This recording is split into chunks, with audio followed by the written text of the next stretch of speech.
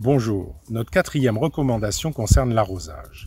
L'arrosage sert à recharger la réserve en eau du sol nécessaire aux plantes. Un système d'arrosage est constitué par une ressource en eau, une réserve de stockage, une station de surpression et un réseau piloté par un système informatique. Pour bien arroser, il est impératif de connaître parfaitement la capacité de rétention et d'infiltration en eau du sol. Cela passe par des analyses. Des arrosages copieux et espacés permettent de lutter contre les maladies et le pâturin annuel.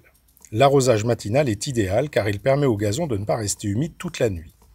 10 cm de sable ne retiennent que 4 litres d'eau par mètre carré, ce qui n'est pas suffisant pour compenser les 6 à 8 litres que perd le gazon lors d'une journée chaude et venteuse. Ainsi, sur un green de golf, la seule solution est d'avoir des gazons profondément enracinés.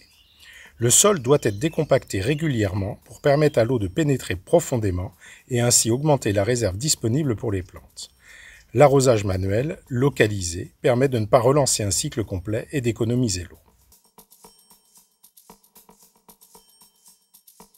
90% de l'eau utilisée sur les golfs est impropre à la consommation humaine et la majorité des golfs n'arrosent que les greens et les départs, ce qui représente en général pas plus de 2 hectares.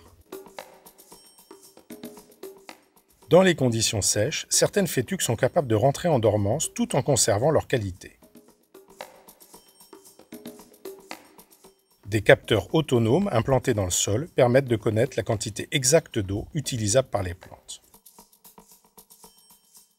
Jouer sur un parcours qui suit les saisons est un des grands intérêts de notre sport. Utiliser des graminées adaptées réduit considérablement la quantité d'eau nécessaire au maintien de la qualité des surfaces de jeu. Enfin, bien gérer son arrosage est la garantie d'avoir un gazon dense et en bonne santé. Restez connectés aux médias de la Fédération française de golf. Aidez nos soignants.